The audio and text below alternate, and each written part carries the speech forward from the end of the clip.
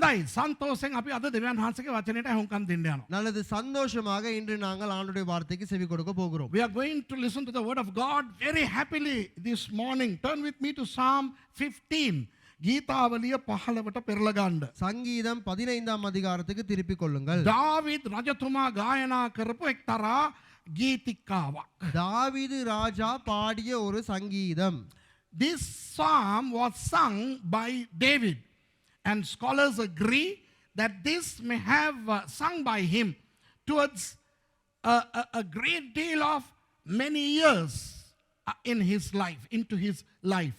ඉතින් බොහෝ බයිබල් විශාරදවරු කියනවා அநேக வேத அறிஞர்கள் சொல்லுகிறார்கள் මේක එතුමාගේ ජීවිතේ වයවෘද්ධ කාලේ එහෙම නැත්නම් පරිණත වෙච්ච චරිතයක් හැටියට ගායපු ගීයක් කියලා. இது அவருடைய வாழ்க்கையிலே வளர்ச்சி அடைந்த முதிர்ச்சி அடைந்த அல்லாவிட்டால் வயது சென்ற ஒரு காலகட்டத்திலே பாடின ஒரு பாடல் என்று. ඉතින් මේකේ බොහෝ අත්දැකීම් තිබෙනවා. இதிலே அநேக அனுபவங்கள் உண்டு. තියෙන්නේ පද පහයි. இருப்பது 5 வசனங்கள் தான். Only 5 verses, but these 5 verses have a lot of experience embedded in it, and we can learn from them. මේවෙන් අපි ඉගෙන ගන්න පුළුවන්. இதிலே இருந்து நாங்கள் கற்றுக்கொள்ள දැන් முடியும். මේක ඉවර වෙන විදිය විතරක් බලමු.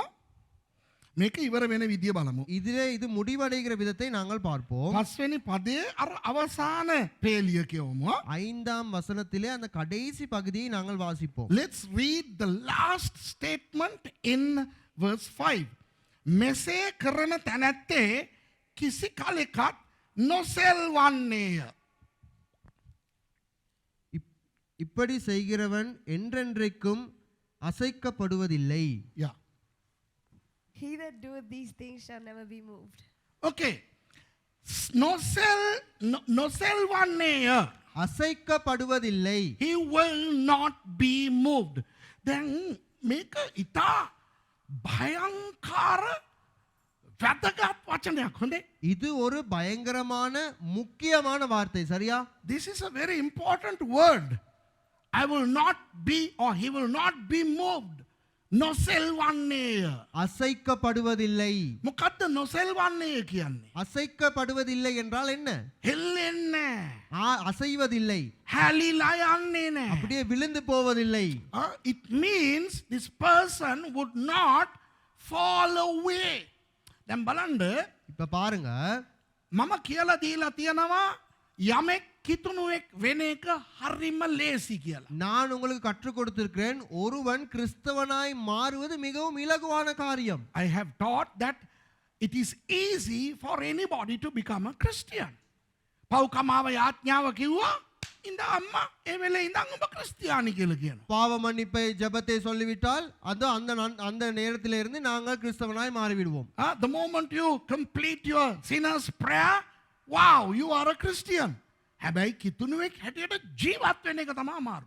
ஆனால் கிறிஸ்தவனாய் வாழ்வதுதான் கடினம். So it is difficult to live as a Christian.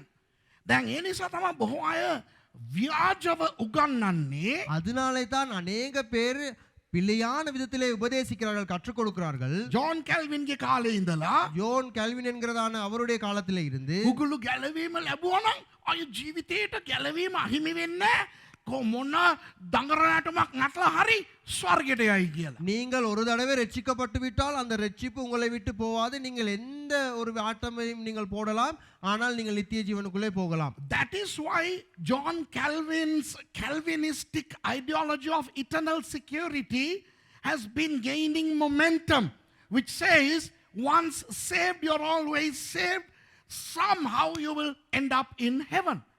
ඉතින් ඒක ඇත්තනම් இப்ப அது உண்மை என்றால் මට ඕන විදිහට ජීවත් වෙන්න පුළුවන් නේ ඔය. எனக்கு வேண்டியமான விருப்பமான விதத்தில் என்னால் வாழ முடியுமே. මම පව්කමාව යාඥාව 79 කරා.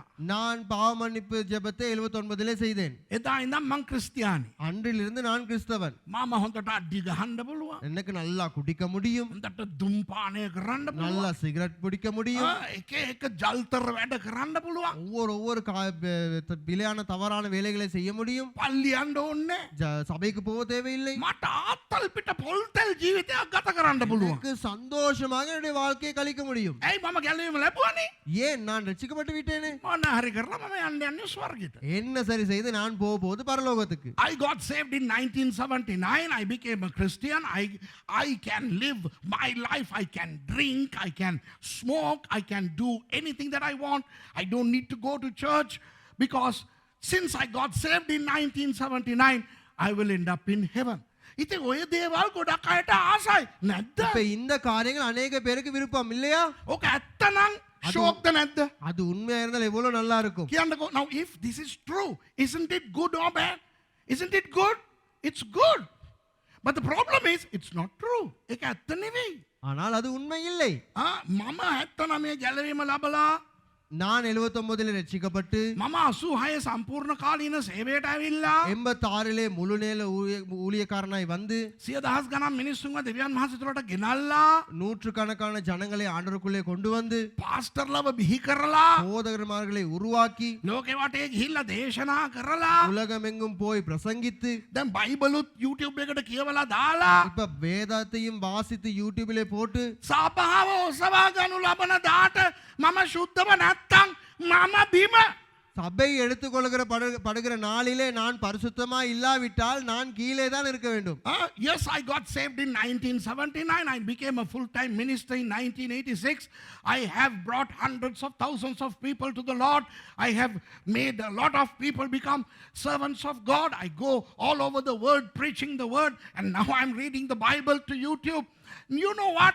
When the Lord raptures his church, if I am not worthy or holy enough, I will be left behind. එතකොට මං ගිහිල්ලා කියයි அப்ப நான் போய் சொல்லுவேன், ස්වාමීනි මම ඔබ වහන්සේගේ නාමයෙන් ගැලවීම ලැබුවානේ. ஆண்டவரே நான் உங்களுடைய நாமத்தினால தான் ரட்சிக்கப்பட்டேன். ස්වාමීනි මම තේකොළ දාලා සැමන් නිව්වා මතකද?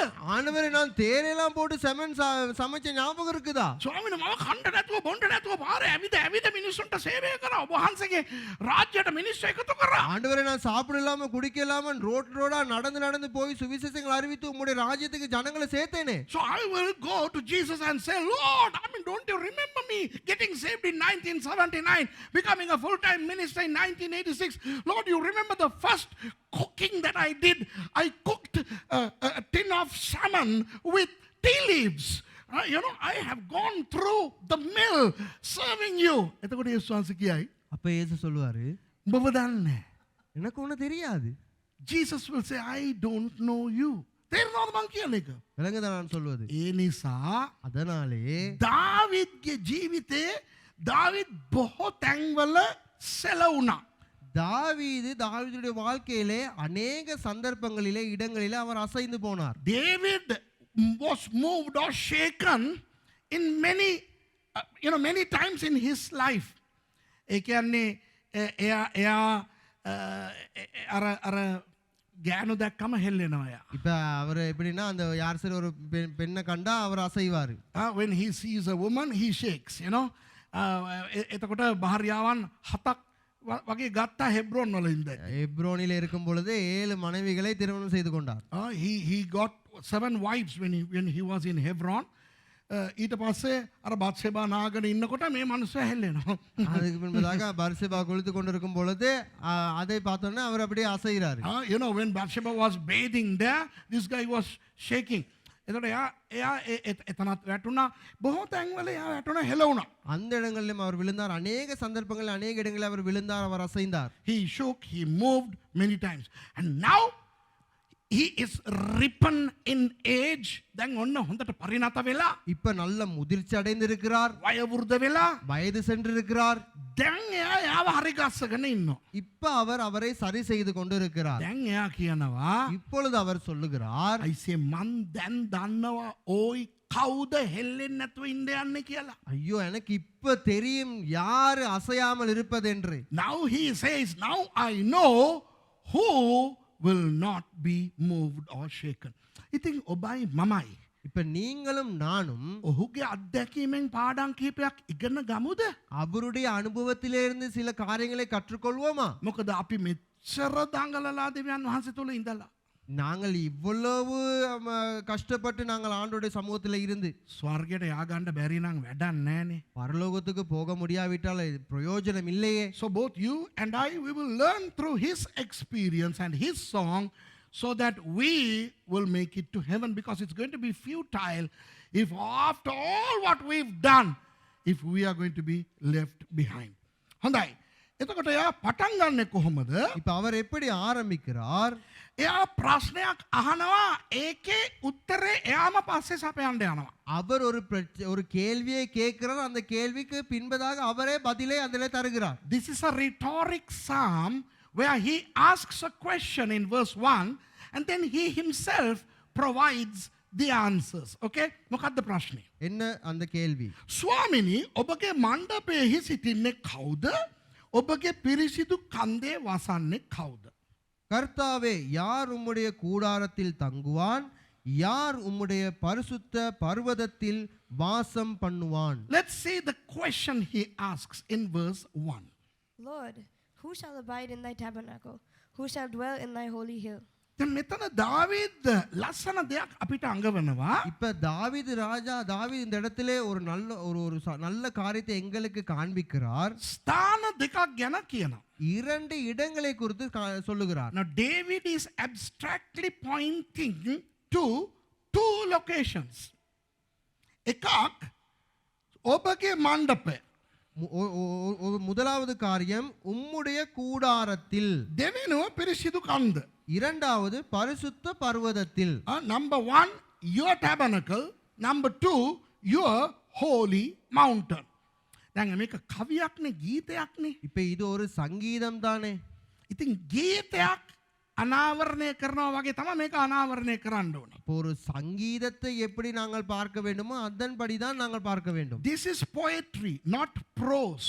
So we need to extract the meaning through poetic language, poetic extraction. Do you understand? Not prose. එතකොට මෙයා මොනවද කියන්නේ? அப்ப இவர் என்ன சொல்கிறார்? ඔබගේ මණ්ඩපය කියන්නේ මේ පොළොවේ ඔබ වහන්සේගේ වාසස්ථානය. உம்முடைய கூடாரம் என்று சொல்லும் பொழுது இந்த பூமியிலே அவருடைய வாசஸ்தலம். So your tabernacle means, Lord, your dwelling place on earth. එතකොට දාවිද්ලාගේ කාලේ, ඒගොල්ලන්ගේ කාලේ ඒක ගිවිසුම් පෙට්ටිය තිබුණ තැන. அப்ப தாவீதுடைய அவருடைய காலகட்டத்திலே அந்த கூடாரம் என்ன? அந்த உடன்படிக்கை பெட்டி வைத்திருந்த அந்த இடம். So according to the times of David, the tabernacle would be the place where the ark of the covenant was sitting. ඊගාවට කියනවා ඔබගේ ශුද්ධ කන්ද. அடுத்தபடியாக சொல்லுகிறது உம்முடைய பரிசுத்த அந்த பர்வதம். ඒක ස්වර්ගය පෙන්වුම් කරනවා. அது பரலோகத்தை காண்பிக்கிறது. Your holy mountain denotes the heaven. එතකොට දාවීද් මෙන්න මෙහෙම රහසක් අපිට උගන්වනවා. அப்ப தாவீது இப்படியாப்பட்ட ஒரு ரகசியத்தை எங்களுக்கு கற்றுக் கொடுக்கிறார். පොළොවේ ඔබගේ මණ්ඩපයට එන්න පුළුවන් කෙනාට තමයි ස්වර්ගයට එන්න පුළුවන්. பூமியிலே உம்முடைய கூடாரத்துக்கு வர முடிந்தவன் எவனோ அவனுக்கு தான் பரலோகத்துக்கு வர முடியும். So David implies abstractly that for a person to make it to heaven, that person must make it to the tabernacle of God on earth. ඒක තේරෙනවද ඔයගොල්ලන්ට? அது விளங்குதா உங்களுக்கு? පැහැදිලිද? அது தெளிவா? ඒ කියන්නේ පොළොවේ ඔබගේ කෝඩාරමේ හිට ගන්න නැති එකාට ස්වර්ගයේ ඔබ වහන්සේගේ සුද්ධ කන්දට එන්න බෑ. பூமியிலே உம்முடைய கூடாரத்திலே வந்து நின்று கொள்ள முடியாதவனுக்கு அங்கே பரிசுத்த பர்வதமாகிய அந்த பரலோகத்திலே வந்து நின்று கொள்ள முடியாது. So the meaning of it is, Lord, he who is not happy to come to your tabernacle on earth will not make it to heaven. එතකොට අලුත් ජීවිසුමේ උන්වහන්සේගේ කූඩාරම කියන්නේ මොකද්ද? அப்ப புதிய ஏற்பாட்டிலே அவருடைய கூடாரம் என்று சொல்வது எது? සභාව. சபை. So in the New Testament, what is God's tabernacle?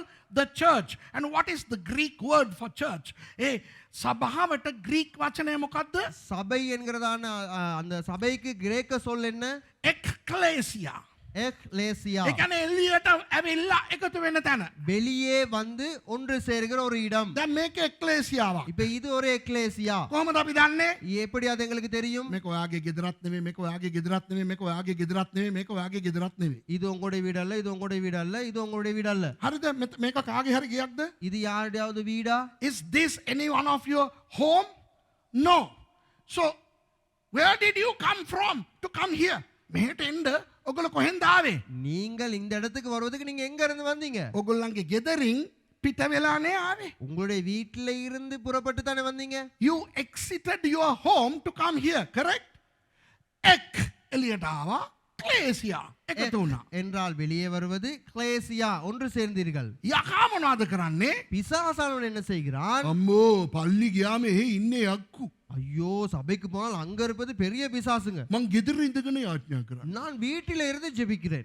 So some people say, you know what, going to church, I mean, the church is full of demons. So let me worship God in my home. කාටවත් කරදරයක් නැහැ. யாருக்கும் எந்த பிரச்சனையும் இல்ல. අපිටත් කවුරුත් කරදර කරන්නේ නැහැ. අපිත් කාටවත් කරදරයක් නැහැ. எங்களுக்கும் யாரும் பிரச்சனை செய்வதில்லை, நாங்களும் யாருக்கும் பிரச்சனை போவதில்லை. අම්මා තාත්තා ළමයි 3 දෙනා அம்மா அப்பா 3 பிள்ளைகள். ඉරිදා අපි ගෙදර ඉඳගෙන යාඥා කරමු. ஞாயிற்றுக்கிழமை நாங்கள் வீட்டில இருந்து ஜெபிப்போம். Let's not be a trouble to others. Let not others be a trouble to us. The mother, father and the children. Let's have our service in the home. මේක මිනිස්සු කරනවද නැද්ද? இது ஜனங்கள் செய்கிறாங்களா இல்லையா? ඒක එක්ලේසියා නෙවෙයි. அது எக்லேசியா அல்ல. This is not ecclesia, but people are doing that. Then සභාව ඔසවා ගන්න එක අහලා තියනවද? இப்ப சபை எடுத்துக்கொள்ளப்படுதலை நீங்க கேள்விப்பட்டிருக்கீங்களா? අහලා තියනව නේද? கேட்டிருக்கீங்க தானே? You have heard about the rapture. Rapture of what? ඔසවා ගන්න යන්නේ මොකද්ද? எடுத்துக்கொள்ளப்படுவது என்ன? සභාව. சபை. What is God going to rapture? Ecclesia. So if you are not part of a church, how can God rapture you? Because you are not part of the ecclesia. දැන් ඔබ එක්ලේසියාවට අයිති නැත්නම් இப்ப நீங்க எக்லேசியாவுக்கு சார்ந்திருக்காவிட்டால் ඔබව කොහොමද යේසුස් වහන්සේ ඔසවා ගන්නේ? உங்களை எப்படி தேவன் எடுத்துக்கொள்வார்? මේ රහස යක්ෂයා දන්නවා. இந்த ரகசியத்தை பிசாசானவன் அறிந்திருக்கிறான். ඒ නිසා සභාවෙන් මිනිසුන්ව ඈත් කරනවා. அதனாலே சபையிலிருந்து ஜனங்களை ஒதுக்குறான். තේරෙනවද?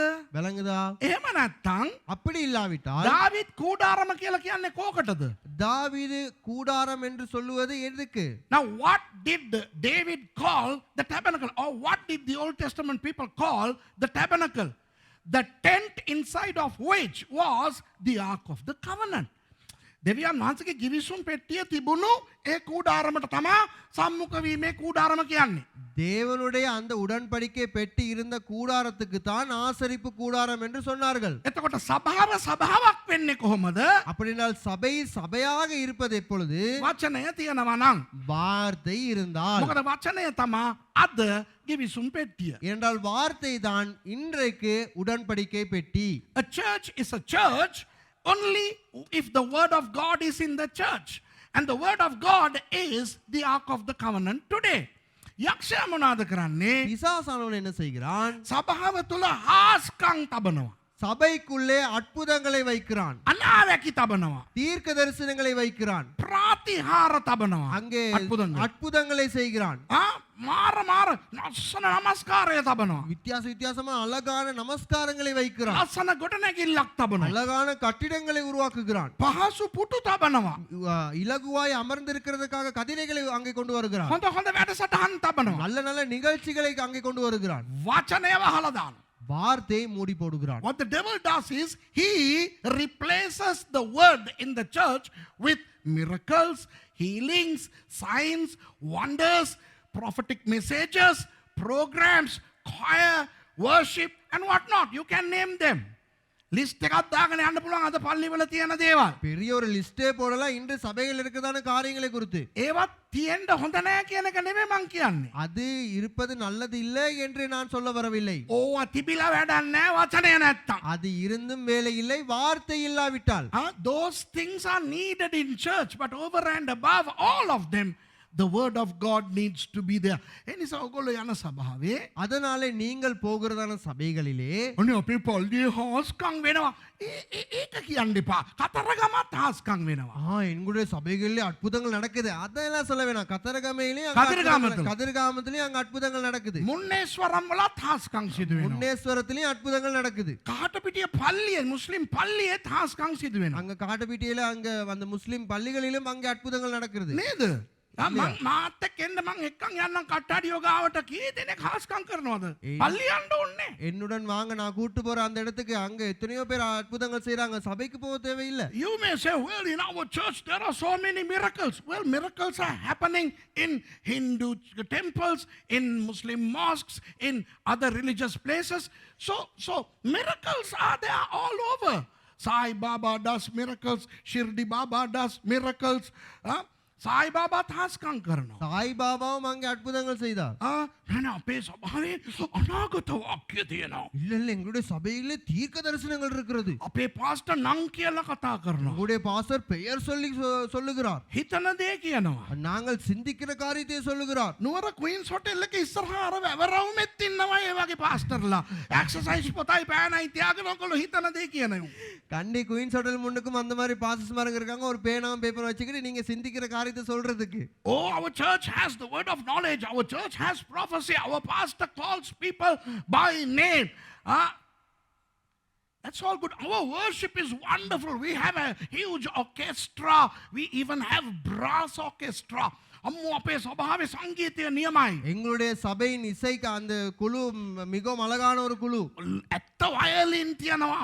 ඇත්ත පියානෝ ගහනවා. ඇත්ත ட்ரம் ගහනවා. உண்மையான வயலின் அடிக்கிறார்கள், உண்மையான பியானோவை அடிக்கிறார்கள், உண்மையான ட்ரம்மை அங்க ப்ளே பண்ணுகிறார்கள். දෙවියන් වහන්සේ සභාව ඔසවාගෙන ගියායින් පස්සේ தேவன் சபையை எடுத்துக்கொண்டு போனதுக்கு பின்பதாக බිම ඉඳගෙන ඇත්තේව ගගා ඉඳයි තියෙන්නේ. கீழ இருந்து உண்மையானதை அடிச்சுக்கிட்டு இருக்கதான் இருக்குது.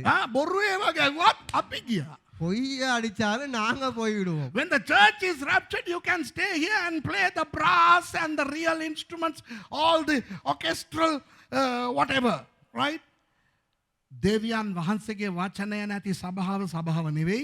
தேவனுடைய வார்த்தை இல்லாத சபை சபையே அல்ல. A church without the word of God is not a church.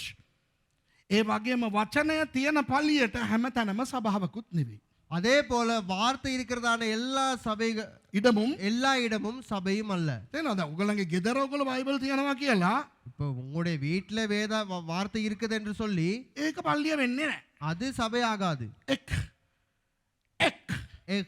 එළියට එන්න ඕනේ. வெளியே வர வேண்டும். එහෙම කියලා ඊළඟ ඉරිදා මිදුලේ කරන්න එපා. අපි එළියට ආවනේ කියලා. அதுல இருந்து அதனால அடுத்த ஞாயிற்றுக்கிழமை வெளியே வாசல் படிக்கு வந்துட்டு நாங்க வெளியே வந்துட்டோம்னு சொல்லி அங்க இருந்து ஜெபிக்க வேணாம். ආන්ටි මොකද්ද ලොකු ගහක් තියෙන ඔයගොල්ලන්ගේ ඉස්සරහ වත්තේ?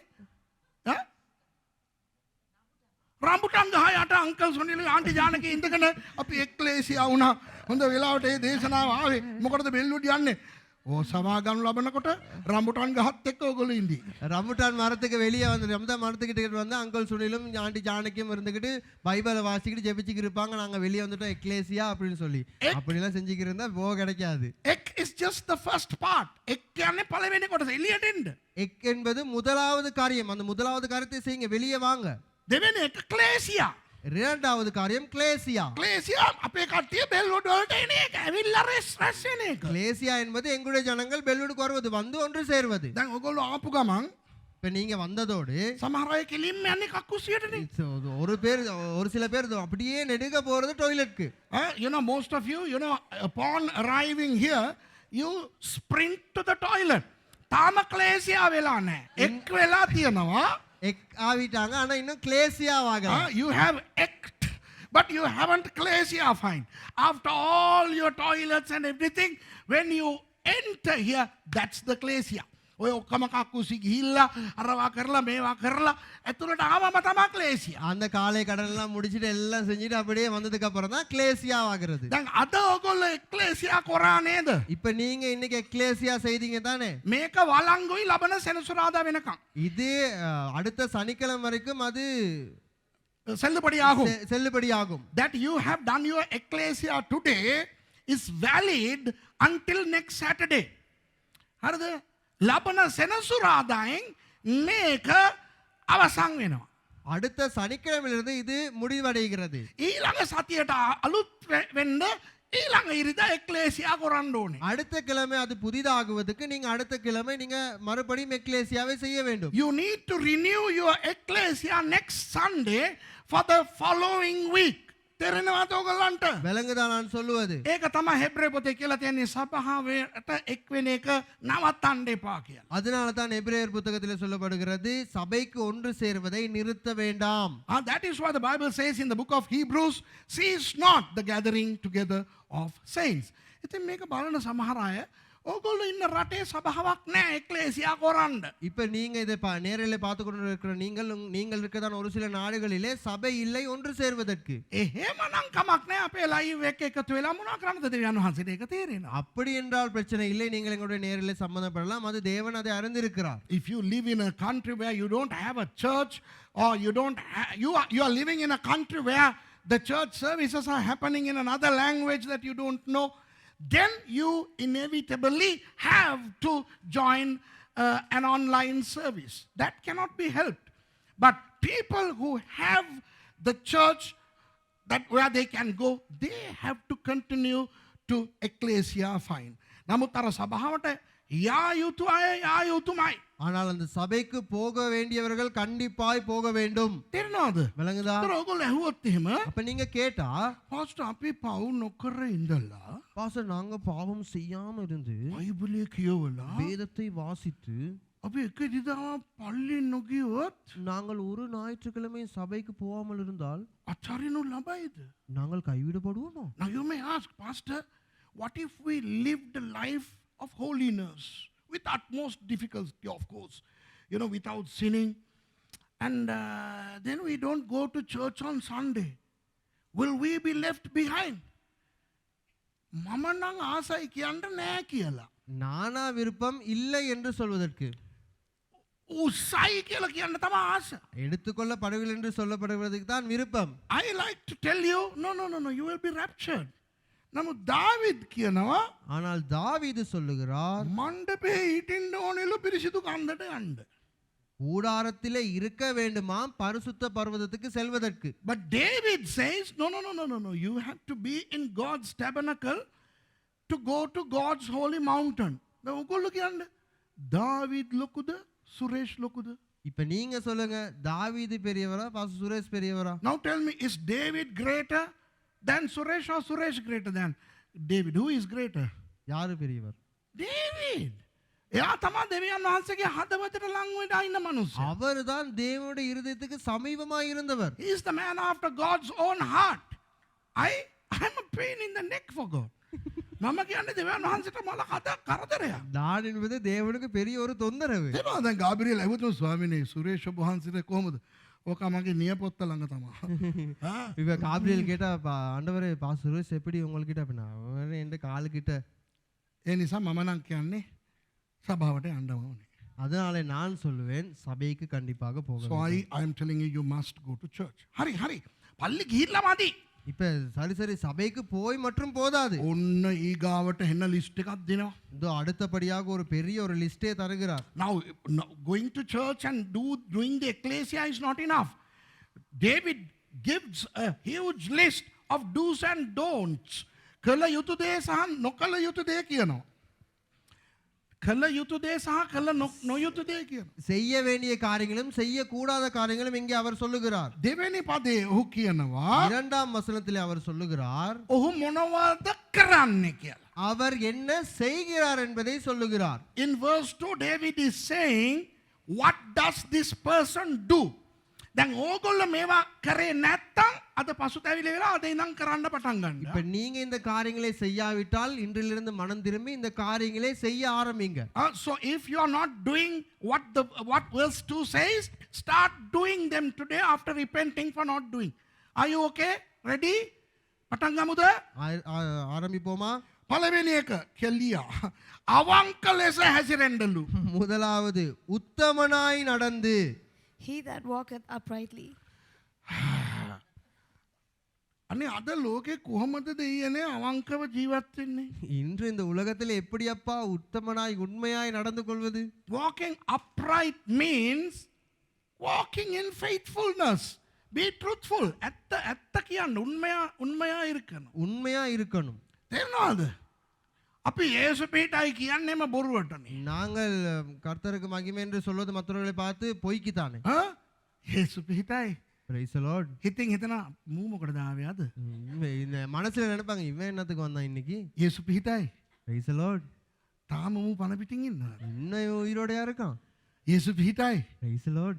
කවදා කරි මූ තොලංජු වෙලා ගිය දාට තමයි මම සන්තෝෂයෙන් ඉන්නේ. எப்பயாச்சும் இவன் தொலைஞ்சு போனா தான் நான் சந்தோஷமா இருப்பேன். තේරෙනවද? விளங்குதா? මන් දන්නේ දෙවියන් වහන්සේ කතා කරනවා නම් හැදෙමු. எனக்கு தெரியாது தேவன் கதைத்தான் நாங்க தெரிந்துக்குவோம். මටත් ඕක රිදෙනවා මමත් ඔය. எனக்கும் அது வலிக்கிறது. So being truthful in everything. Be truthful. ඒ කියන්නේ වෙන මොනවත් ඕනේ නැහැ. ධර්මිෂ්ඨකම් කරන්නව. நீதியை நடப்பித்து. And worketh righteousness. මොකද්ද ධර්මිෂ්ඨකම කියන්නේ? நீதி என்பது என்ன?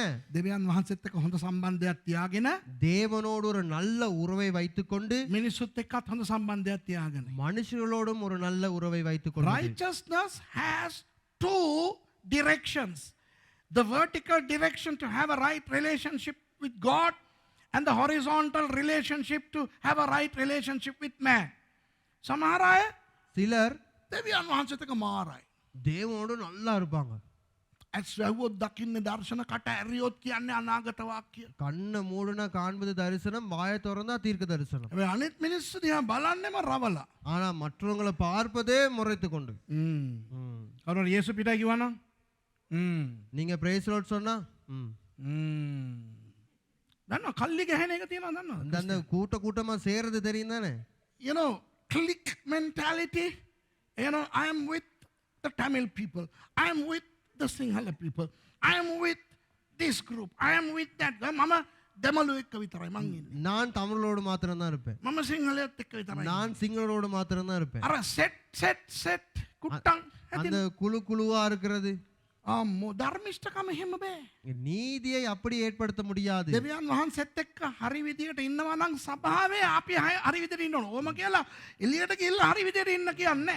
தேவனோடு சரியா இருப்பது என்றால் சபையார்களோடும் சரியா இருக்கணும். அதுக்கு நீங்க வெளியே போய் சரியா இருங்கன்னு நான் சொல்லவில்லை. Your relationship with your fellow believers should be of righteousness. මේවා ඉතින් දන්නේව නිසා අපි කඩාගෙන යන්න. இது தெரிந்ததால நாங்க මෙන්න ඊළඟ එක තමයි අපිට ඔක්කොටම කනට ගහන දේ. இந்த அடுத்த காரியம் தான் எங்க எல்லாத்துக்கும் கன்னத்துல கொடுக்கிற ஒரு வார்த்தையே இருக்கிறது. The next one slaps on our faces. සිතින් සැබෑව කියන්නා වූ තැනැත්තේය. மனதார சத்தியத்தை பேசுகிறவன் தானே. And speaketh the truth in his heart. හර වැඩේනේ. අපේ හදවත වෙන එකක් කියනවා කට වෙන එකක් කියනවා. எங்களுடைய இருதயம் வேறொரு காரியத்தை சொல்லுகிறது, எங்களுடைய வாய் வேறொரு காரியத்தை சொல்லுகிறது. සමහර අය හදවත කියන දේ කතා කරොත් කුණු ගොඩක්. இப்ப சில இருதயத்திலே வருகிற சிந்திக்கிற காரியத்தை சொன்னால் வெறும் குப்பை அது. Some people, if they utter what their heart thinks, oh, it's going to be a quagmire, right? So for that we need to clean our hearts. ඒකට අපේ හදවත හරි ගස්සන්න ඕනේ. அதற்கு எங்களுடைய இருதயத்தை நாங்கள் சரி செய்து கொள்ள வேண்டும். එතන කටින් ආර හෝලි සමහරු. வாயில அவர்கள் அதி பரிசுத்தவான்களா இருப்பார்கள். ඔය කටින් හෝලි අයව මම ජීවිතේට විශ්වාස කරන්නේ නැහැ. அந்த வாயில அதிக பரிசுத்தமா இருக்கிறவங்க நான் என்னுடைய வாழ்நாள் முழுவதும் நம்ப மாட்டேன். Verbal holiness is abounding and I don't trust those fellows who are holy in their words. Hallelujah. Hallelujah. ප්‍රශංසා වේවා. மகிமை உண்டாவதாக. අන්‍ය භාෂා කතා කරනවලු. එක රටකට ගිහිල්ලා හිටියා. ஒரு நாட்டுக்கு நான் போயிருந்தேன். දන්නවනේ කතාව නේ. අපි පාස්ටර්ස්ලා සෙට් එකක් ගිහිල්ලා හිටියා. நாங்க பாஸ்டர்ஸ் ஒரு கூட்டம் போயிருந்தோம். අපි වටේ මේ රවුම ඉඳ ගන්නවා. நாங்கள் இப்படி ஒரு ரவுனா நாங்க அப்படியே உட்கார்ந்திருப்போம். හොඳ පරිණත වයස හොඳ 16 ඔගොල්ලෝ ඔක්කොම දන්න කෙනෙක්. එයා මට කෙලින්ම ඉස්සරහා ඉඳ ගන්නවා. நல்ல முதிர்ச்சியான ஒரு பெரிய ஒரு ஊழியக்காரர், உங்கள் அனைவருக்கும் அவரை தெரியும். அவர் எனக்கு முன்பதாக நேரடியாக அப்படி முன்பதாக உட்கார்ந்திருக்கிறார். අපි ආඥා කරනකොට එයා නිදා ගන්නවා. நாங்கள் எப்படி ஜெபிக்கும் பொழுது அவர் அப்படியே தூங்கி விழுவுறாரு. නිදාගෙන ටක් ගාලා හැරිලා அப்படியே தூங்கி அப்படி விழுந்தா அப்படி டக்குனு எழுப்பி பம்பார். we all went to a country as pastors and there was this old pastor. I think all of you know him. He's a very well-known pastor in Sri Lanka. He sat opposite of me in our pastoral circle And then he falls asleep, perhaps because he is old and everything. And then when he wakes up, he says, ba, ba, ba, ba. දෙවෙනි දවස එයා ඒක කරනකොට இரண்டாவது நாள் அவர் அதை செய்யும் பொழுது the second day when he fell asleep and he said, ba, ba, ba, mama, black sheep, have you any wool? Yes sir, 3 bags full කියලා කිව්වා. அந்த பிளாக் ஷீப் ஹெவி அனி வூல்ங்கிற அந்த ஆங்கில அந்த பாடலை நான் பாடினேன். අරනේ බා black sheep, have you any wool? Yes sir, 3 bags. එදා ඉඳන් අද වෙනකම් මිනිහා මාත් එක්ක වෛරෙන් ඉන්නේ. அன்றிலிருந்து இன்று வரை பாஸ்டரோடு அவர் மிகவும் கோபத்தோடு தான் இருக்கிறார். From that day to today he is in complete enmity. I don't know how he is going to go to heaven because he hasn't forgiven me.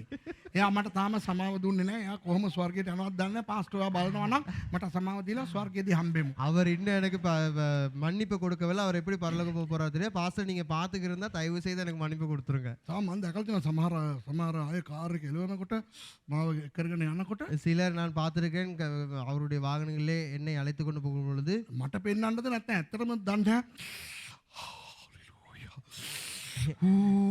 எனக்கு காண்பிக்கோ இல்லாட்டி அவங்க உண்மைக்கு அப்படி தெரியா. Hallelujah. Oh, some people when they pick me from the airport and drive me to their church, I don't know whether they are truthfully doing it or they are doing to impress me. You know, they are like, hallelujah, praise. Mama hitana adde මූ වගේ මම නෑ. හැබැයි මුගේ පල්ලියට ඇවිල්ලා මම දේශනා කරන්න යනවා. நான் நினைப்பேன் ஐயோ இவரை போல நான் இல்ல, ஆனா இவரோட சபைக்கு போய் நான் பிரசங்கம் பண்ண போறேனே. Some people make me wonder whether I am saved in the first place. සමහර වෙලාවට සමහර අයගේ සුද්ධකම් බලනකොට මට හිතෙනවා අටේ මම ගැලරීම ලබලා හරි ඉන්නවද මේ අයත් එක්ක சில சந்தர்ப்பங்களில் அந்த பரிசுத்தத்தை பார்க்கும் பொழுது நான் சிந்திப்பேன், நான் ஆச்சரியப்படுறேன், ஐயோ அடி நான் இன்னும் ரட்சிக்கப்பட்ட இருக்கேன். நான் ආත්මෙන් පිරීලා වැඩි කමට හැම වෙලේම அந்த ஆவில அதிகமா நிரம்பி எந்த நேரம் இருக்கப்பனால ක්‍රිස්තියානි අශෝක් ලේලන්ඩ්ලා கிறிஸ்தவர்கள் அசோக் லேலண்டை போல ස්ටේජ් එකට ආපු ගමන් හෑන්ඩ් බ්‍රේක් එක ஸ்டேஜுக்கு வந்தோட ஹேண்ட் பிரேக் இழுக்கிறது. අපිට පුළුවන් කටින් මිනිස්සුන්ට සුද්ධකම පෙන්වන්න. எங்களுக்கு முடியும் வாயில பரிசுத்தத்தை ஜனங்களுக்கு காண்பிப்பதற்கு. We can show holiness through our mouths. That's not what David is saying. දාවිද ඒක නෙවෙයි කියන්නේ. Sitting අවංක ලෙස කතා කරන්නා වූ. அது அல்ல தாவீது இந்த இடத்துல சொல்வது மனதார சத்தியத்தை பேசுகிறவன். He who speaks the truth from his heart. ඒ නිසා අපි පසුතැවෙමු. අද ඉඳන් හදවතේ තියෙන දේ කතා කරමු. කතා කරන්න තරම් ක්ලීන් නැති දේවල් තියෙනවා නම් කටවා ගැනීම.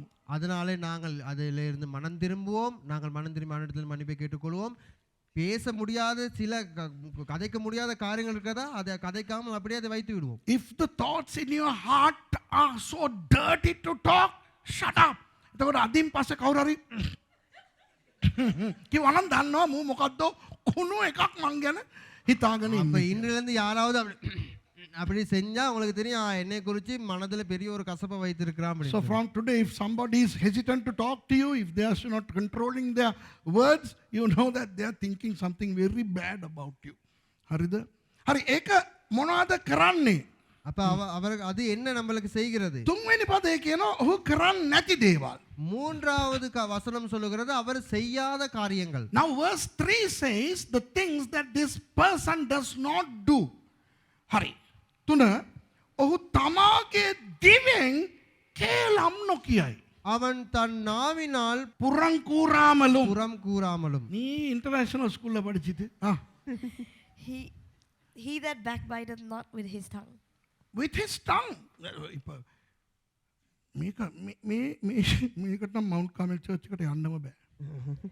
இதற்கு மவுண்ட் கார்மல் சபைக்கு போகவே முடியாது. නේද?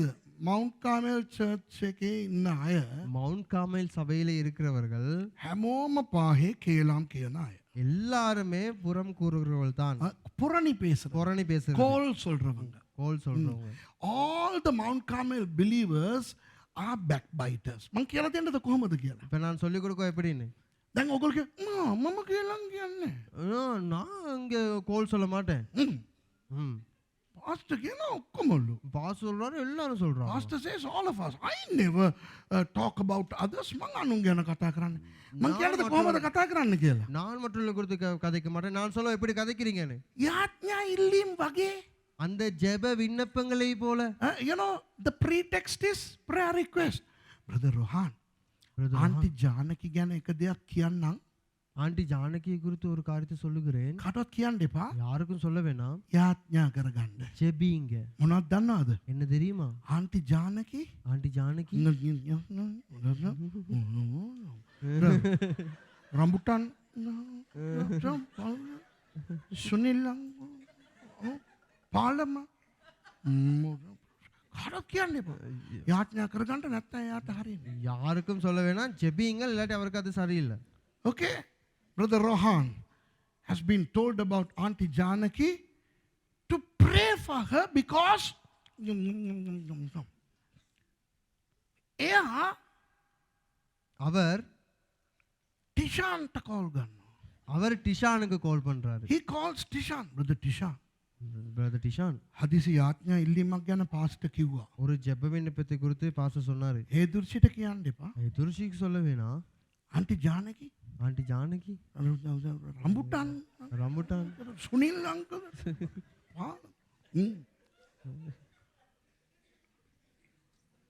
ඕක තමයි කියලා.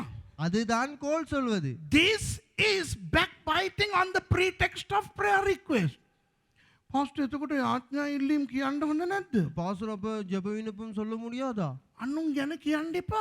மற்றவர்களை குறித்து சொல்ல வேண்டாம். එයා ගැන යාඥා කරන්න කියලා විතරක් කියන්න ඇති. அவரை குறித்து ஜெபிங்கள் என்று மாத்திரம் சொல்லுங்கள். If you know something, just pray for Auntie Janaki. That's it. ඒකත් අපේ උන්ට දන්නවා කියන්න. அதுவும் எங்களுக்கு தெரியும் எப்படி சொல்லணும்னு சொல்லி. මේ Pastor Prasanna pastor Prashanth Auntie Janaki ගැන යාඥා කරගන්න. ஆண்டி ஜானகி குறித்து ஜெபித்துக் கொள்ளுங்கள். Pastor Prasanna, pray for Auntie Janaki. Right? Pray, please. Please. මගෙන් අහන්න එපා. என்னிடத்தில் මම මොනවද கேட்க வேண்டாம். කියන්නේ? நான் ஒன்றும் சொல்ல மாட்டேன். I will not tell you anything. நான் ஒண்ணுமே சொல்ல மாட்டேன். ඒක ඔයට වැඩිය ලොකු බෝම්බයක්. அது அதுக்கு விட பெரிய ஒரு bomb. It's a greater bomb than to tell what the thing is. තේරෙනවද? එයාට ඕන එකක් හිතාගෙන එයා ගිහිල්ලා කියයි එයාගේ wife ට. அது அவருக்கு விதமான விதத்திலே அதை தெரிந்து கொண்டு அவர் போய் அவருடைய வைஃப்க்கு සුජීවද? சொல்லுவார். சுஜீவா. සුජී Auntie Janaki මොකක් හරි ලොකු ජල්තරයකට අහුවෙලා වගේ. ஆண்டி ஜானகி ஏதோ ஒரு பெரிய ஒரு காரியத்துல மாட்டிக்கிட்டு இருக்காங்க. ඇයි ප්‍රසෝ? ஏன் பிரசாந்த்? පාස්ටර් කියපු විදිය பாஸ்டர் சொன்ன மாதிரி இருக்குதே. තේරෙනවද? விளங்குதா? සතියක් යනකොට මොනවද කතා හැදිලා ஒரு ඇති. கிழமை போகும் முன்பதாக இவ்வளவு வித்தியாசத்துல கதைகள் அங்கு உருவாகி. Backbiting happens under religious holy pretexts. හරි. දැන් කේලම කියන්නේ මොකක්ද කියලා මම කියන්නම්. இப்ப கோல் சொல்வது என்னதென்று நான் சொல்லுகிறேன். ඒ පුද්ගලයා ගැන ආධිපත්‍යානුකූල තීරණයක් ගන්න බැරි කෙනෙකුට ඒ පුද්ගලයා ගැන යමක් කීම තමයි කේලම. ஒரு நபருக்கு ஒருவரை குறித்து அதிகாரபூர்வமாக சில காரியங்களை சொல்ல முடியாத நிலைமையில இருக்கிற நபர் அவரை குறித்து சொல்வதுதான் கோல். To say something about somebody to someone who has no authority to do anything about it. තේනවා දැන් මට ඇවිල්ලා කිව්වනම් මේ ඇවිල්ලා මට කිව්වනම් මේ brother හොර වැඩක් කරනවා කියලා මට පුළුවන් එයා ගැන තීරණයක් ගන්න. இப்ப யாராவது சொன்னாலும் இப்ப இவர் வந்து சொல்றாரு அவரை குறித்து எனக்கு இந்த பிரதர் வந்து தவறு களவுகளை செஞ்சிட்டான்னு சொல்லி எனக்கு சொன்னா எனக்கு முடியும் தீர்மானம் எடுக்க. If this brother comes and tells me about that brother saying he's into some jugglery, then it's okay. I have the authority to take some action. ඒක ගිල්ල මෙයාට කියන එක තමයි කියලා. මොකද මෙයාට අර යන මොනවද තීරණ ගන්න බෑනේ. அதை குறித்து இவர் போய் இவருக்கு சொல்வதுதான் அது கோல் சொல்வது. ஏனென்றால் இவருக்கு அவரை குறித்து எந்த ஒரு தீர்மானத்தையும் எடுக்க அதிகாரம் இல்லை. But talking about him to somebody who has no authority over him, that is backbiting. Now you understand? තේරෙනවද? இப்ப அது உங்களுக்கு விளங்குதா? මේක අපි කරලා තිබ්බනම් අපි නවත්තමු. මොකද අපි කේලම් කිය ඉන්න වෙනවා සභාව ඔසවා ගන්න ලැබුවයින් පස්සේ. இதை நாங்கள் செய்திருந்தால் நாங்கள் ஆண்டவரிடத்தில் மனம் திரும்புவோம். ஏனென்றால் இதை செய்து கொண்டிருந்தால் சபை எடுத்துக்கொள்ளப்பட்டது பின்பதாகவும் நாங்கள் அப்படியே கோல் சொல்லிக் கொண்டே இருப்போம். We need to stop backbiting like this. ඔන්න ඊළඟ එක. තමාගේ මිත්‍රයාට නපුර නොකරයි. அடுத்து தன் தோழனுக்கு தீங்கு செய்யாமலும். Nor doeth evil to his neighbor. කවුද මිත්‍රයා කියන්නේ? யார் தோழன் என்று சொல்லுது? සභාවේ අපි ඔක්කොම මිත්‍රශීලීව ඉන්න ඕනේ නේද? சபையார் நாங்கள் அனைவரும் நண்பர்களாக அந்த நண்பத்துவத்தோடு இருக்க வேண்டும். We all need to be friends. Don't even Jesus says, I don't call you my servants, but I call you friends. යේසුස් වහන්සේම කියනවා මම ඔබට මගේ මෙහෙකරුවන් කියලා කියන්නේ මගේ මිත්‍රයන් කියලා කියනවා. நான் உங்களை என்னுடைய ஊழிய வேலைக்காரர்கள் என்று நான் சொல்வதில்லை, என்னுடைய நண்பர்கள் நண்பர்கள் என்று தான் நான் சொல்லுகிறேன். ඉතින් සමහර අය ඉන්නවා මහා යාළුවෝ. இப்ப சிலர் இருக்கிறாங்க நல்ல நண்பர்கள், මෙයාට පණ දෙනවා වගේ කතා කරනවා. அவருக்கு உயிரை கொடுப்பது போல தான் கதைப்பார்கள். වෙන කෙනා ළඟට ගිහලා මෙයා ගැන පොල්ල දෙනවා. வேற ஒரு இடத்துல போய் இவரை குறித்து குறை சொல்வது. පණ දෙනවා පොල්ල දෙනවා. உயிரை கொடுப்பது, පණ දෙනවා ලනු දෙනවා. உயிரை கொடுப்பது, அங்க போய் கயிறை கொடுப்பது. දෙනවා කියන එක. So you shouldn't destroy your friend. නපුර නොකරයි. නපුරු කරන්න එපා.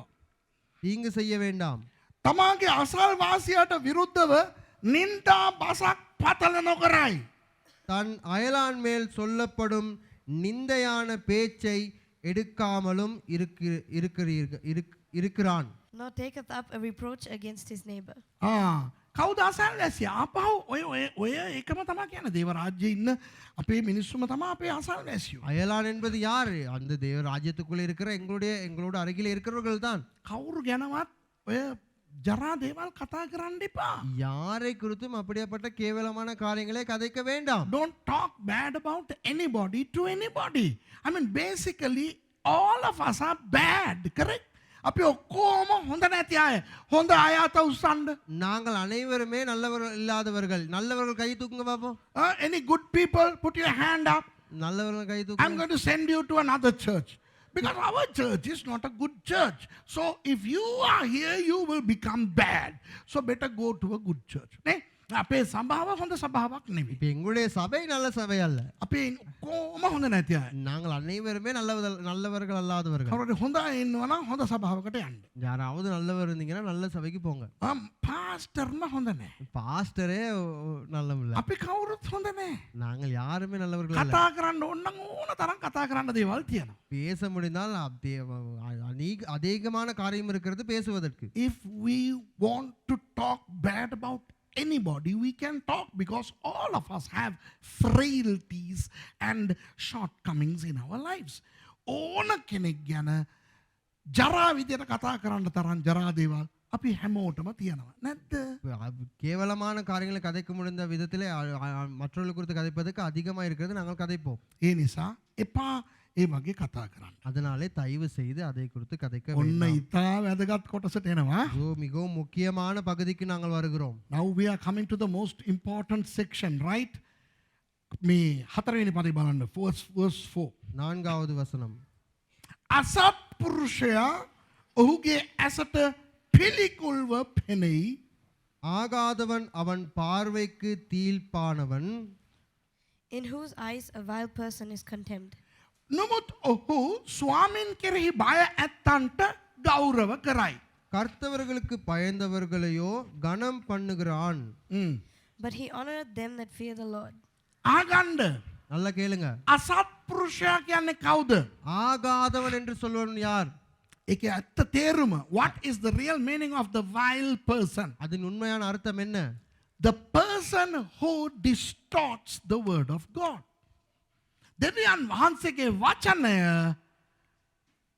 මොකද්ද? වචනය මාරු කරන එක. தேவனுடைய வார்த்தையை மாற்றுபவன். දෙවියන් වහන්සේගේ වචනය වැරදි විදියට උගන්වන එක. தேவனுடைய வார்த்தையை தவறான விதத்தில் அளவிடால் பிழையான விதத்திலே கற்றுக் கொடுப்பவன். දෙවියන් වහන්සේගේ වචනයට බය නැත්තා. தேவனுடைய வார்த்தைக்கு பயப்படாதவன். The vile person is the one who disrespects the word of God, who dishonors it and who disobeys it. තේරෙනවද? விளங்குதா? එතකොට அப்படி என்றால் වචනයට අනුව ජීවත් වෙන්නේ නැති එකව මේ අයට පෙන්වන්න බැරිලු. வார்த்தையின்படி வாழாதவர்களுக்கு, அப்படி வாழாதவர்களை பார்க்கும் பொழுது இந்த நபர்களுக்கு, இப்படி வாழ்கிற நபர்களுக்கு விருப்பம் இல்லையாம். So this person would despise people who go against the word of God. නමුත් දෙවියන් වහන්සේගේ වචනයට බය වෙන අයට ගෞරව කරයිලු. ஆனாலும் தேவனுடைய வார்த்தைக்கு பயப்படுகிறவர்களுக்கு அவர்கள் கனத்தை செலுத்துகிறார்களாம். But this guy would respect the person who has the fear of the word of God. ඒක තේරෙනවද? යක්ෂයා මොනවද කරලා තියෙන්නේ? அது விளங்குதா? பிசாசானவன் என்ன செய்திருக்கிறான்? ඒක කන පිට හරවලා තියෙනවා. அதை அப்படியே மறுபக்கமாய் மாற்றி இருக்கிறான். The devil has twisted this topsy turvy. How? He has made people respect those who don't respect the word, who are not afraid of the word. දෙවියන් වහන්සේගේ වචනයට බය නැත්තන්ට ගරු කරන්න යක්ෂයා පුරුදු කරලා තියෙනවා. தேவனுடைய வார்த்தைக்கு பயம் இல்லாதவர்களை கனப்படுத்துவதற்கு பிசாசானவன் செய்து வைத்திருக்கிறான். අද ඒක වෙනවා. அது இப்பொழுது நடக்கிறது. තේරෙනවා? යේසුස් වහන්සේට යා යුතු මහිමය තමන්ට ගත්ත මිනිස්සුන්ට මිනිස්සු කරු කරනවා. தேவனுக்கு செல்ல வேண்டிய மகிமையை தனக்கு பெற்றுக்கொள்கிற ஜனங்களுக்கு அங்கே அவர்களை கனப்படுத்துகிறார்கள். ඒ නිසා මගේ ප්‍රතිපත්තිය වෙන්න ඕනේ මොනවද? ඔබගේ ප්‍රතිපත්තිය වෙන්න ඕනේ මොනවද? அது என்னுடைய கோட்பாடு, அதே போல உங்களுடைய கோட்பாடு என்னவா இருக்க வேண்டும்? What should be your and my perspectives? Listen. දේවදාසෙක් හරි දාසියක් හරි බලවත්ව හිටපු දෙන් ஒரு தேவ ஊழியக்காரியோ வல்லமையா இருக்கட்டும். අනාගත වාක්‍ය කියපු දෙන් කිරි ගහට එන්නා වගේ தீர்க்க தரிசனத்தை அப்படி உண்மையாக சொல்லுகிறவர்கள் இருக்கட்டும். හාස්කම් ප්‍රාතිහාර කරපු දෙන් அற்புதங்கள் அடையாளங்களை அங்கே அவர்கள் செய்யட்டும். මලවුන්ව නැගිටවපු දෙන් அங்கே மரித்தவர்களை உயிரோடு அவர்கள் எழுப்பட்டும். යක්ෂයින් දුරු කරපු දෙන් பிசாசுகளை அங்கே அவர்கள் துரத்தட்டும். ඒ පුද්ගලයා වචනයට බය නැත්තම් அந்த நபர் வார்த்தைக்கு பயமில்லாவிட்டால் මම ඌව නැත්තම් ඒකිව ගරු කරන්නේ. நான் அவனையோ அவளையோ நான் கனம் பண்ணுவதில்லை. Let a person perform signs, wonders and miracles. Let a person bring dead people to life. But if that person does not fear the word of God, I'm not going to respect. තේනවද? விளங்குதா? අපි හැමෝටම ගරු කරන්න කියලා බයිබලයේ කියනවනේ. இல்ல வார்த்தை சொல்லுத்தானே நாங்கள் அனைவரையும் கனம் பண்ண வேண்டும் என்று, கனம் செலுத்த வேண்டும் என்று. නෑ. இல்லை. No, the Bible says we should respect everybody. No. The Bible never says respect everybody. The Bible clearly says if somebody fears the word of God, respect that person. Period. Bible පැහැදිලිව කියනවා ස්වාමීන් කෙරෙහි බය ඇත්තන්ට ගෞරව කරයි. வேதம் தெளிவாக சொல்லுகிறது, கர்த்தருக்கு பயந்தவர்களையோ கனம் பண்ணுகிறான், கனம் பண்ணுங்கள். තේරෙනවද ඔයගලන්ට? விளங்குதா நான் சொல்வது? ඔන්න අවසාන එක පොඩ්ඩක් රිදෙන්න යනවා. இதோ கடைசியாக இறுதியானது கொஞ்சம் வலிக்க போகிறது. The last one is going to hurt a bit. දැන් කොටම ජනවාරි 1 වෙනිදා මතක් වෙන්න යනවා. හරිද? எல்லாருக்கும் ஜனவரி மாதம் 1ஆம் தேதி ஞாபகம் வர போகிறது. Everybody is going to remember January the 1st. තමාට අලාභ පැමිණෙන දිවුරුමක් කළ නුමුත් එය වෙනස් නොකරයි. ஆணையிட்டதில் தனக்கு நஷ்டம் வந்தாலும் தவறாதிருக்கிறான். He that sweareth to his own hurt and changeth not. ජනවාරි 1 වෙනිදා ஜனவரி மாதம் 1ஆம் தேதி දිවුරුමක් කරනවා. நாங்கள் ஒரு பொருத்தனை செய்கிறோம். ස්වාමිනේ ஆண்டவரே, මේ අවුරුද්දේ නම් මම අරව කරන්නෙම නැහැ. இந்த வருடத்துல நான் அந்த காரியத்தை செய்ய மாட்டேன். On the 1st of January we promise God, Lord, we will not do this year. Old things are passed away. පරණ දේවල් පහව ගියේ. பழையவைகள் எல்லாம் ஒளிந்து போயின. 2025 ගියේය. 2025 அங்கே ஒளிந்து போயின. Old things of 2025 have gone. Everything has become new. දෙවෙනිදා උදේ වෙනකොට අන්න ආපහු කරනවා. 2ஆம் தேதி அங்கே மறுபடியும் காலையிலே அந்த காரியத்தை செய்வது. අවම කරන මෙහෙමනේ මං ඒ බොරුව කිව්වේ නැත්තම් ලොකු පාඩුවක්. இப்ப இப்படித்தானே அந்த பொய்யை நான் சொல்லிவிட்டால் அது பெரிய ஒரு இழப்பு. And if I don't say that little lie, it's going to have a big loss, you know. ලොකු අලාභයක්. ලොකු අලාභයක්. பெரிய ஒரு நஷ்டம். මෙතන කියනවා තමාට අලාභ පැමිණෙන දිවුරුමක් කළ නමුත් එය වෙනස් නොකරයි. ஆணையிட்டதில் தனக்கு நஷ்டம் வந்தாலும் தவறாதிருக்கிறான். Yeah. He that sweareth to his own hurt and changeth not. මේ බයිබල් ඉස්කෝලේ ඉස්සර පාස්ටර් ඩැනිලා ඉගෙන ගත්ත කාලේ පිටරට සෙට් එකක් ආවා. இந்த வேதாகமங்களிலே முன்பு பாஸ்டர் டேனி அவர்கள் படித்த அந்த காலகட்டத்திலே வெளிநாட்டிலிருந்து ஒரு கூட்டம் வந்தது. ඒකේ ආපු සමහරු අපේ පාස්ටර් චාල්ස්ට පාස්ටර් අරුල්ට මේගොල්ලන්ට කියලා ගිහින් තියනවා අපි ඇමරිකාවට ගිහිල්ලා මාසෙන් මාසේ ඩොලර් 30ක් යවන්නම් කියලා. அதிலே ஒரு சில பேர் பாஸ்டர் சார்ல்ஸ் பாஸ்டர் அருள் இப்படிப்பட்டவர்களுக்கு சொல்லியிருக்கிறார்கள் நாங்கள் மறுபடியும் அமெரிக்காவுக்கு சென்று மாதம் மாதம் உங்களுக்கு $30 அனுப்புகிறோம் என்று. එකෙක් නෙවෙයි යව්වේ. ஒருவர் அல்ல அனுப்புனது. You know, some people came here and they promised our students that they'll go and they'll send $30 a month. උංග කාලයකට පස්සේ තමයි මට ආරංචිය ලැබුණේ මෙහෙම දිවුරුමක් දීලා ගියා කියලා. அநேக நாட்களுக்கு பிறகுதான் நான் அறிய வந்தேன் இப்படி ஒரு பொருத்தனை அவர்கள் செய்துவிட்டு போனார்கள் என்று. මේ අපේ අයියලා මොනවද හිතන්නේ? இப்ப எங்களுடைய சகோதரர்கள் என்ன நினைப்பாங்க? සුද්දෝ කිව්වනම් කරනවා කියලා. வெள்ளக்காரன் சொன்னா செய்வான். Our people feel that if the white man promises, the white man always keeps to the promise. ඒතර මුන් හිතන්නේ මොනවද? அப்ப இவங்க நினைக்கிறது என்ன? ඒගොල්ලෝ යවනවා ඇති පාස්ටර් සුරේෂ්ට. அவங்க அவங்க அவங்க அனுப்புறாங்களா இருக்கும் பாசுரேஸ்க்கு. එයා අරන් සාක්කුවට දා ගන්නවා ඇති. அவர் எடுத்து பொக்கெட்ல போட்டுக்கிறாரா இருக்கும். තේරෙනවද? விளங்குதா? ඊපස්සේ එහෙදි මම ඇහුවා මේ මෙහෙම කිව්වද එයාට අනේ ඔව් පාස්ටර් සුරේෂ් මං චෙක් එක ලියලා බයිබල් ඇතුලේ තියලා අමතක වුණා කියලා. அப்ப நான் அங்கே போயிருந்த நேரம் நான் கேட்டேன் இங்க வாங்க நீங்க எப்படி அவங்க சொன்ன ஓ பாச நான் சொன்னேன் நான் அந்த செக்ல எழுதி வச்சு அப்படியே பைபிள்ல வச்சிட்டேன். ඒක අපිට දුන්නෙත් නෑ. அது எங்களுக்கு கொடுக்கவும் இல்ல. අද වෙනකන් දුන්නේ අවුරුදු 25ක් වෙලත් දුන්නේ. 25 வருடம் ஆகியும் இன்னும் எங்களுக்கு அதை கொடுக்கல. ඕක 2000 උනේ දැන් 2026. அது 2000ல நடந்தது இப்ப 2026. බයිබල් එක ඇතුලේ ඇති. இன்னும் அது வேதாமத்துல තේරෙනවද? இருக்கும். එතකොට කියන්න බෑ මේමනේ මම දියුරුම කරනකොට මට පුළුවන්කම තිබ්බා ඊට පස්සේ ප්‍රශ්නාව ඕවා බෑ. இப்ப இப்படி சொல்ல முடியாது. இப்படித்தானே நான் பொருத்தனை செய்யும் பொழுது எனக்கு அந்த டைம்ல எனக்கு செய்ய முடியுமா இருந்தது ஆனால் இப்பொழுது என்னால் முடியல. அப்படியெல்லாம் இயலாது. If you promise you have to keep to your promise நீங்கள் even if it is going to hurt you. Do you understand? දැන් මං කිව්වා නම් මම ඔයාලට පල්ලියක් හදලා දෙන්නම් කියලා. இப்ப நான் சொன்னேன் என்றால் நான் உங்களுக்கு ஒரு சபையை கட்டி தருகிறேன் என்று. ඊට පස්සේ මට ප්‍රශ්න ආවා කියලා මම මාරු කරන්න බෑ. அதுக்கு முன்பதாக எனக்கு பிரச்சனை வந்துச்சுன்னு சொல்லி நான் அந்த பொருத்தனை செய்யாமல் இருக்க முடியாது. If I tell you I'll build a church to you, I can't say what, when I told I was able but then problems happen. No. නේද? එහෙම කරන්න බෑ. அப்படி செய்ய முடியாது. අපිට අලාභයක් උනත් කරන්න ඕනේ. எங்களுக்கு அதிலே ஒரு அலாபம் வந்தாலும் எங்களுக்கு அது செய்ய முடியாமல் போகிற நிலைமை வந்தாலும் அதிலிருந்து எங்களால் மீண்டு வர அது நாங்கள் கண்டிப்பாக செய்ய வேண்டும். ඒ නිසා දිවුරුම් දෙන්න එපා. அதனாலே பொருத்தனை செய்ய வேண்டாம் முடியாது விட்டால். Don't promise if you can't keep the promise. Because if you are a promise breaker, you will not go to heaven. பொறந்து වෙලා කරේ නැත්තම් ස්වර්ගයටම යන්නේ නැල්ලු. பொருத்தனை செய்துவிட்டு நீங்கள் அதை செய்யாமல் இருந்தால் பரலோகத்துக்கே போக முடியாது. මම සේවයට එනවා පාස්ටර්. මම එනවා. මම සුභාරංචි පාස්ටර් මහේෂ්. මම එනවා සුභාරංචි සේවයට. පාස්ටර් සන්දීප මම එනවා මීඩියා එකට. பாச மகேஷ் நான் வருகிறேன் சுவிசேஷ ஊழியத்துக்கு. பாச சந்தீப நான் வருகிறேன் மீடியா ஊழியத்துக்கு. පස්සේ එන්නේ. பிறகு வருவதில்லை. Yes, I'm committing myself to the ministry. I will do this. I will do that. ඊට පස්සේ ඇයි නෑ මේකනේ මං එදා මට පුළුවන්කම තිබ්බා. පස්සේ දන්නේ නැද්ද පොඩි இது ஏன் வரவில்லைன்னு கேட்டா இல்ல இப்படித்தானே அப்ப அந்த டைம்ல எனக்கு வர முடிங்கிற சூழ்நிலை இருந்தது ஆனா இப்ப என்னால முடியல. දිවුරුම් දෙන්න එපා. பொருத்தனை செய்ய வேண்டாம். දුන්නානම් කරන්න නැතුව ඉන්න එපා. அப்படி செய்தால் செய்யாமல் இருக்க வேண்டாம். මොකද යන්න බෑ. ஏனென்றால் போக முடியாது. So don't promise if you can't keep the promise. Even promise breakers are left behind. මේක දන්නේ නැහැ නේ අපි. இது எங்களுக்கு தெரியாதானே? අද නේ දන්නේ නේ. இன்றைக்கு தானே அது தெரியும்.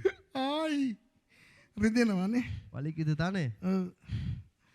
මේක තමයි මට මේක මම ඉස්රායල් වල දේශනා කරා. හොඳේ පොඩ්ඩක් වෙන විදියට. இது நான் இஸ்ரவேலிலே பிரசங்கித்தேன் கொஞ்சம் வித்தியாசமான விதத்திலே. දෙවියන්වහන්සේ මටම කතා කරා. தேவன் எனக்கே கதைத்தார். මම පසුතැවුණා. මම පාපොච්චාරණය කරා එහෙ. நான் மனம் திரும்பினேன். பாவ மன்னிப்பை அந்த இடத்துல வைத்து நான் பெற்றுக்கொண்டேன். I preached this psalm in Israel in our church and God spoke to me and said you are the guy.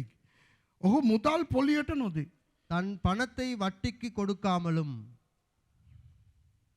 That he that putteth not out his money to usury. දැන් මෙහෙමයි. මම නෙවෙයි පොලි ගන්නෙ. இப்ப நான் அல்ல வட்டி எடுப்பது. හැබැයි මම මෙහෙම වැඩක් කරලා තියෙනවා. ஆனால் நான் இப்படி ஒரு வேலையை I செய்திருக்கிறேன். have done something like this. මම සමහර කට්ටියට ණයට අරන් දීලා තියෙනවා. நான் சில நபர்களுக்கு கடனுக்கு பணம் எடுத்து கொடுத்திருக்கிறேன். ඒ කියන්නේ බැංකුව මට දෙන්නේ. இப்ப பேங்க் தான் எனக்கு தருது. මම ඒක දෙනවා මෙයාට. நான் அதை இவருக்கு கொடுக்கிறேன். නම් මොකද්ද මං උඹේ? டேனியல். හා? ආනේ ඩැනියල් සිංහ ගුහාවේ හරිද මම බැංකුවෙන් ලක්ෂ 10ක් අරගෙන ඩැනියල්ට දෙනවා. நான் 10 லட்சம் பேங்க்ல இருந்து எடுத்து வங்கியில இருந்து எடுத்து டேனியலுக்கு கொடுக்கிறேன். I borrow 1 million from the bank to give to Daniel. මම ඩැනියල්ට කියනවා ඩැනියල් මෙන්න මේකයි இப்போ நான் டேனியலுக்கு சொல்லுவேன் டேனியல் இது இப்படித்தான் බැංකුවෙන් පොලියක් ගන්නවා. பேங்க்ல இருந்து வட்டி எடுக்கிறாங்க.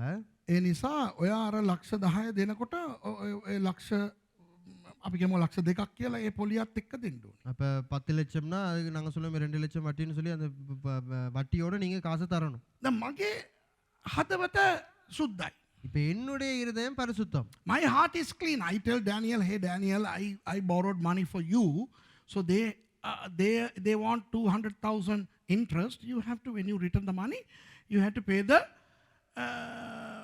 interest. ඒක හරිනේ. அது சரிதானே? එහෙම මං කරලා තියෙනවා. அப்படி நான் செய்திருக்கிறேன். මෙතනත් සමහරව ඉන්නවා ඒ වගේ මම අරන් දීපු අය. இங்கனையும் ஒரு சில பேர் இருக்கிறீங்க நான் அப்படி பணம் வாங்கி கொடுத்தவர்கள். දෙවනන්ස මට බැන්නනේ ඔයි. தேவன் எனக்கு திட்டினாரே. You know, I have done this and God convicted my heart. මම දෙවියන් වහන්සේ මම දේශනා කරනවා ගමන් මම දෙවියන් වහන්සේගෙන් ගේම ඉල්ලුවා. நான் பிரசங்கித்துக் கொண்டிருக்கும் பொழுதே நான் தேவனோடு அங்கே சண்டை பிடிக்கிறேன். Whilst I was preaching, I was contending with God. I said, Lord, you know what? I was not taking the money. It was the bank. මම බැංකුවටනේ අරන් දුන්නේ. நான் பேங்க்குக்கு தான் எடுத்து கொடுத்த ஆண்டவரே. ඒ වුණාට උඹ පුලිය ගත්තානේ. ඉතින් මම සාක්කුවට දැම්මේ නෑ. ගත්තානේ. ඔව් නෑ කියපන්. ඔව්. ஆனா நீ வட்டி எடுத்த தானே. ஆனா நான் வட்டி வாங்கி நான் பொக்கெட்ல போட்டுக்கல பேங்க்ல தானே கொடுத்தேன். வட்டி எடுத்தியா இல்லையா? Lord, I did not take the interest for me. It was for the bank. Shut up. Did you take interest or not? But Lord, no buts, no ifs. Just say, did you take or not? I took. Finito. මගේ දේශනාව නිසා මටම පාඩුයි. என்னுடைய பிரசங்கத்தினால எனக்கே இழப்பு. ඒ නිසා ඉතින් පොලි ගන්න බෑ. හරිද? அதனால வட்டி எடுக்க முடியாது. තේරෙනවද? තේරෙනවද? விளங்குதா?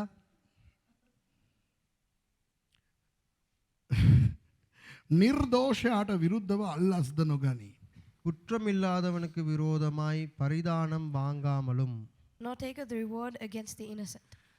අල්ලස් කියලා කියන්නේ ඒක මුදල්ම වෙන්න ඕනේ. அந்த பரிதானம் என்று சொல்வது அது பணமாயே இருக்க தேவையில்லை. අරයයි ප්‍රශ්න. இப்ப அவரும் பாஸ்டர். சரி சரி. අරයයි ප්‍රශ්න. මෙයා කියනවා අරයයි පාස්ට්. ඒ කියන්නේ මෙයාට ප්‍රශ්න අවරකම් සමානයි පාස්ට්. அவருக்கும் பிரச்சனை. So two people have a problem. ඒතර මම බලනවා අරයා සභාවට ගොඩක් සම්මාදන් දෙන කෙනෙක්. இப்போ நான் பார்க்குறேன். ஆனால் அவர் வந்து இப்போ நான் அவங்க ரெண்டு பேர்த்தையும் பார்க்குறேன். அவர் சபைக்கு அதிகமாய் காணிக்கையை செலுத்துகிறவர். මෙයා වැඩන්නේ. இவர் வேலை இல்லை. ඒ නිසා ප්‍රශ්නේදී මම එයාගේ පැත්ත ගන්නවා. அப்போ பிரச்சனை வருகிற சந்தர்ப்பங்களே நான் அவர் பக்கம் போய் நின்று கொள்வேன். ඔකද වෙනවද නැද්ද? இப்போ அது நடக்குதா இல்லையா? So today some people take sides to people from who they receive some benefit.